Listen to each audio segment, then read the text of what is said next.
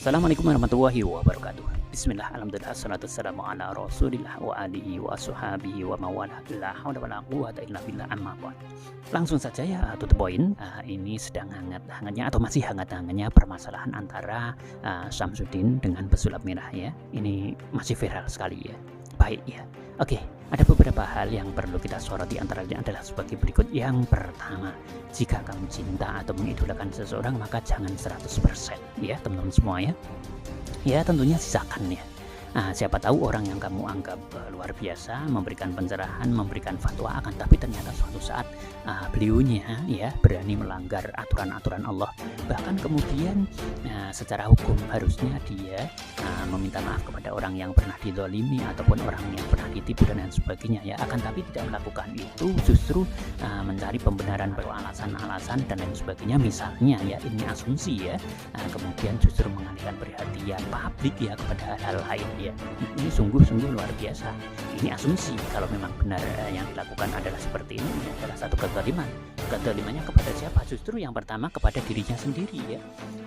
Dia sengaja ya, apa istilahnya, membiarkan dirinya akan mendapatkan celaka ya, akan tergelincir kepada dosa-dosa yang lebih banyak ya. Karena apa? Di situ ada hak adami yang seharusnya dia itu minta maaf ya kepada publik, kepada orang yang pernah ditipu ya, dan kemudian bertobat kepada Allah Subhanahu wa taala. Harusnya kan seperti itu kalau memang melakukan penipuan atau trik dan lain sebagainya ya. Ini asumsi dengan berdasar kepada beberapa hal, termasuk pengakuan orang yang pernah ditipu misalkan ya, atau trik-trik yang sudah terbuka kameramennya ya, dimana melihat secara langsung trik yang dilakukan pembodohan ataupun tipu-tipu ya. Ketika ada hal seperti ini kan seharusnya yang dilakukan pertama kali adalah meminta halang yang pernah disakiti, dibohongi dan lain sebagainya, dan kemudian bertobat kepada Allah Subhanahu wa taala, bukan kemudian lari dan kemudian mengalihkan perhatian ya. Ini ya, sekali lagi ini asumsi, benar dan tidaknya yang membuktikan jelas-jelas adalah hukum ya, seperti itu ya. Baik,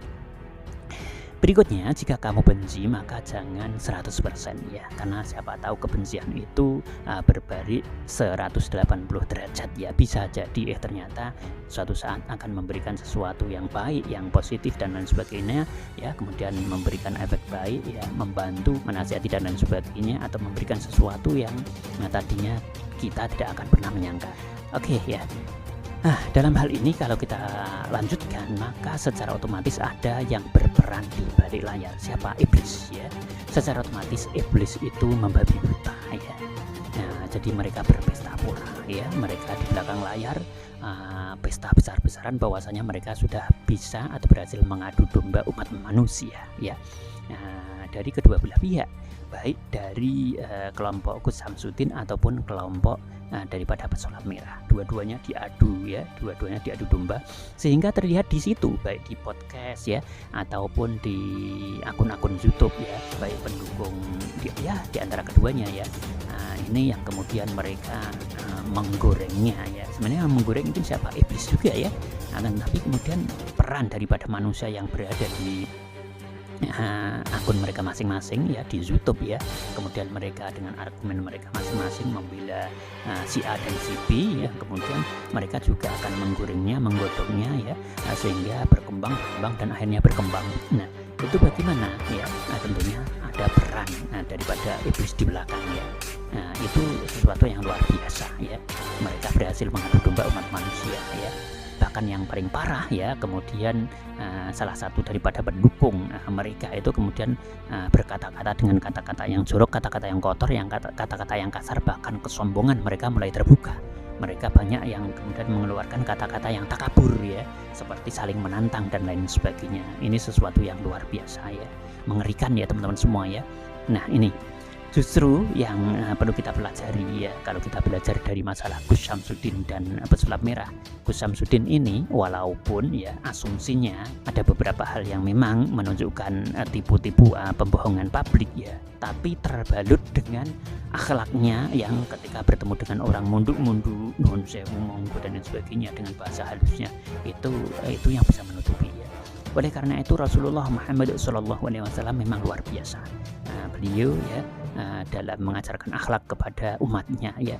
Buktinya maaf ya, Samsudin ini masih dalam teka-teki, artinya apakah benar-benar melakukan pembodohan, tapi kalau asumsinya kan memang melakukan itu karena ada beberapa orang yang kemudian membuka triknya ya, atau beberapa orang yang kemudian mengaku bahwasanya mengetahui secara langsung pembodohan itu ya, seperti kameramennya ya, dan lain sebagainya. Kalau memang benar-benar melakukan pembodohan berdasarkan itu ya, maka ini luar biasa ya.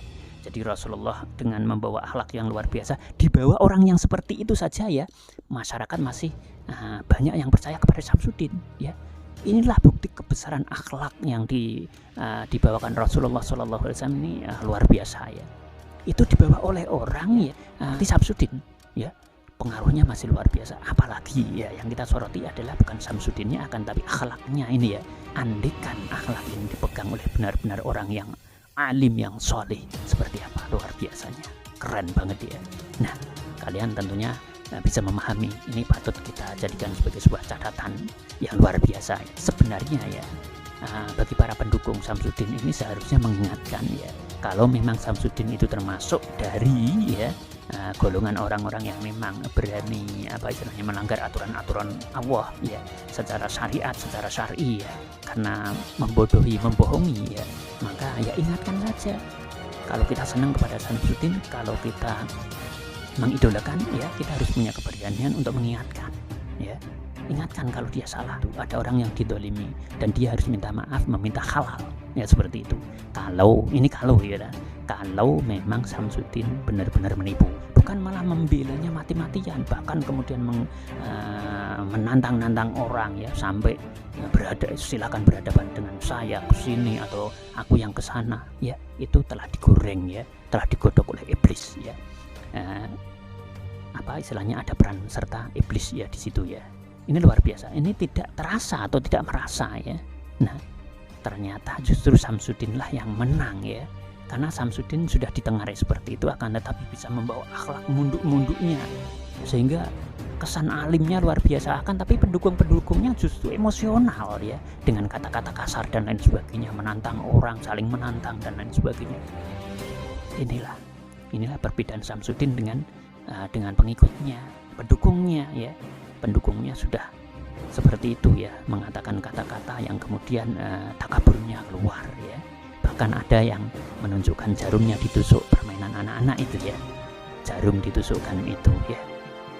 Kemudian ada yang mengaku mau menusukkan kerisnya ke perutnya, tapi tidak terjadi, tidak pernah diekspos sampai sekarang, videonya tidak muncul ya, seperti itu ya.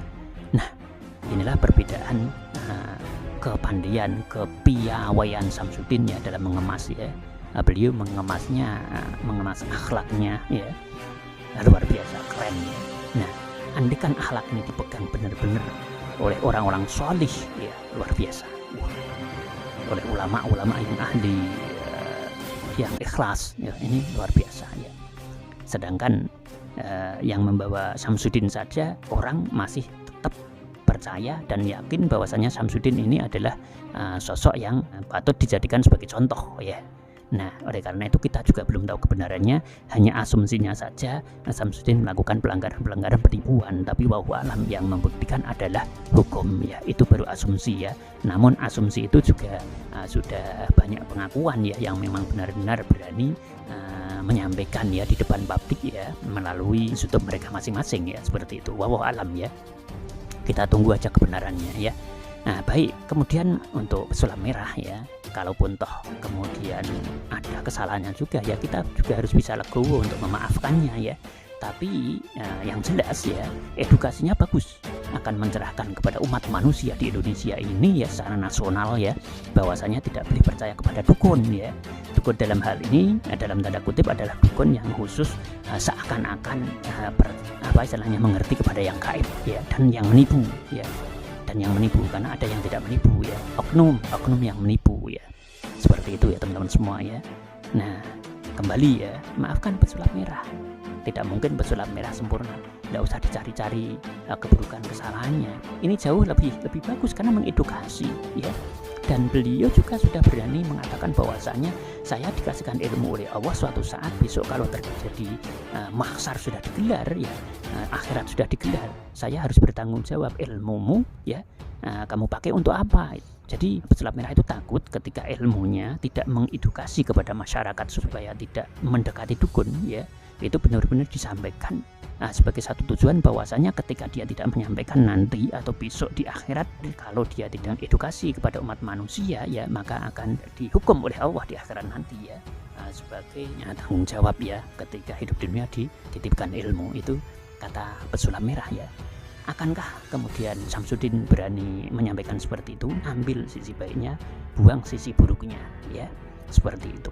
Semuanya masih asumsi, yang bisa membuktikan adalah pengadilan. Namun di dalam hal ini kalau memang salah harus minta maaf ya, karena ada hak adami bohong kepada masyarakat di situ, dan itu hutang. Bukankah orang munafik itu salah satu tandanya adalah ketika berbicara bohong? Nah, kalau memang salah supaya tidak terjerumus, tapi kalau memang dalam posisi yang benar, semoga Allah mengangkat derajatnya, kan seperti itu. Karena belum terbukti, dan yang berhak untuk membuktikan adalah hukum. Kita tidak boleh suudzon. Baik, langsung saja ya. Oke. Nah, ngobati dengan khotam itu menurut Kiai Khalil Nafis tidak boleh. Jadi mengobati dengan batu, di mana batu itu ada yang bersemayam khotam yang menyembuhkan, itu tidak boleh. Tapi kalau mengobati dengan batu, akan tetapi batunya itu mengandung sesuatu yang menyembuhkan seperti batu giok atau lewat energi, atau lewat batu giok itu sendiri mengandung unsur positif, misalkan bisa menyerap penyakitnya seperti itu dibolehkan ya, itu disamakan dengan sesuatu yang apa istilahnya pengobatan herbal seperti itu ya teman-teman semuanya. Akan tetapi kalau sudah melibatkan ya sesuatu yang magic, yang gaib ya, atau khotam, itu berarti sudah ada kolaborasi, persetujuan dengan makhluk gaib, dalam hal ini mungkin jin, iblis dan lain sebagainya, itu tidak diperbolehkan ya, seperti itu ya. Nah, oleh karena itu pesulap merah kita harus mendukungnya ya.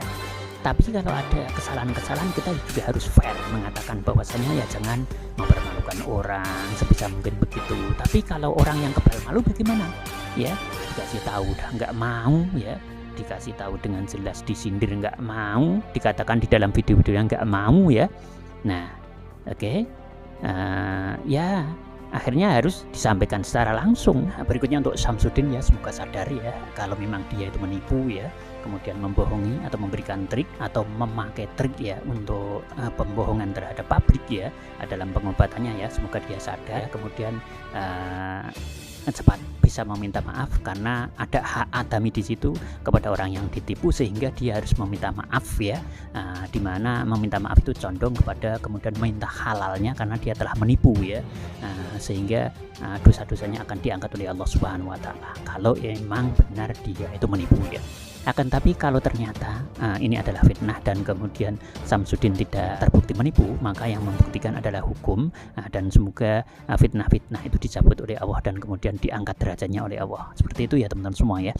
Akan tapi kalau beberapa asumsi yang menunjukkan di sini, andaikan memang kemudian Syamsuddin itu berada di posisi yang salah, menipu, menggunakan trik untuk membodohi, akan tapi tidak mau minta maaf dan tidak mau meminta halal dari hak adami kepada orang yang dizalimi, ditipu ya, maka di sini sungguh-sungguh luar biasa ya. Di situ ada sesuatu yang menjadi tanggungan, miskola darotin horizah, miskola darotin syarroyah, sekecil apapun kan akan dihitung. Maka ya secara otomatis yang harus dilakukan adalah meminta maaf kepada orang yang ditipu dan kemudian bertobat kepada Allah Subhanahu wa Ta'ala. Dengan satu bukti ya, asumsi lagi ini ya, kenapa kemudian keris petirnya sekarang menjadi hilang, nggak pernah dipergunakan lagi, kemudian batu yang digunakan juga tidak pernah kelihatan lagi ya, kemudian asap-asapan di situ atau bakar-bakaran di situ yang menunjukkan kesaktiannya juga sekarang sudah tidak pernah ditampilkan lagi ya. Ini kan asumsi-asumsi yang kemudian menggiring publik ya, bahwasanya kemudian sebenarnya pengobatannya itu betul apa tidak. Kalau cuman ruqyah saja, baik itu syariah ataupun aswaja, ya sah-sah saja dan diperbolehkan dibolehkan oleh aturan agama ya. Akan tapi kalau kemudian sudah menggunakan hal-hal yang lain, nah inilah yang kemudian cepatlah bertobat kepada Allah Subhanahu wa taala, dan para pendukungnya jangan membabi buta ya, jangan mengidolakan dengan ya 1000% mungkin ya. Akan tapi kalau memang salah ya, berikan pencerahan ya, nasihati ya dengan baik ya, supaya kembali kepada Allah Subhanahu wa taala, bertaubat, meminta ampunan kepada Allah Subhanahu wa taala, baru mengerjakan yang lain seperti ya yang sekarang ini dikerjakan ya. Nyanyi kayak misalkan, menjadi berkumpul dengan para artis kayak misalkan ya, karena sekarang kegiatan-kegiatannya kan banyak ya, sering ke Jakarta ya. Harusnya yang dilakukan pertama kali kalau menurut atau sesuai dengan syariat Islam ya, harusnya meminta maaf terlebih dahulu ya kalau memang menipu ya. Kalau memang menipu, kalau tidak ya kita doakan semoga sekali lagi diangkat oleh Allah derajatnya, seperti itu ya. Baik, intinya adalah kalau memang terjadi penipuan di sini, segera minta maaf dan bertobat kepada Allah. Kalau tidak, segera diangkat derajatnya. Kemudian untuk pesulap merah, bagaimanapun yang dilakukan adalah sesuatu yang luar biasa. Akan tapi kalau ada kekurangan, baik yang disengaja ataupun tidak oleh pesulap merah, atau mungkin akhlaknya kurang bagus menurut netizen dan lain sebagainya, misalkan dengan cara yang mungkin agak kurang sopan misalkan dan sebagainya, kita doakan saja semoga pesulap merah bisa menjadi pribadi yang lebih santun lagi ya, di mana manusia dia menjadi bulan-bulanan daripada iblis yang berpesta pora ya, kemudian menggoreng dan menggodok umat manusia yang kemudian dari dua kubu saling berbaku hantam ya di medsos, menyampaikan, mengucapkan kata-kata kasar, kata-kata yang tidak berakhlak ya, ras, dan kemudian emosional, takabur ya, saling menantang. Itu sungguh-sungguh tidak direkomendasikan oleh agama, saling tantang di situ, kecuali perang fisabilillah ya. Perang fisabilillah apapun boleh dilakukan kalau memang benar-benar dalam kondisi perang fisabilillah ya. Akan tapi kalau dua orang laki-laki berhadapan dalam hal yang memperebutkan ya segala sesuatu yang sifatnya duniawi ya, tidak usah kita panjang lebarkan, netizen akan jauh lebih tahu dan memahami. Semoga kita dilindungi oleh Allah Subhanahu wa taala ya, diberikan kelonggaran ya, diberikan min haitsu la tahtasib, dari arah mana saja tetap diberikan kepada kita semuanya, amin. Dan bighairi ta'abin wala masyaqatin, semoga apa yang kita kerjakan tidak pernah diberikan dengan cara yang ngoyo ya, akan tapi dengan cara yang ringan, hasilnya luar biasa ya, amin Allahumma amin. Assalamualaikum warahmatullahi wabarakatuh.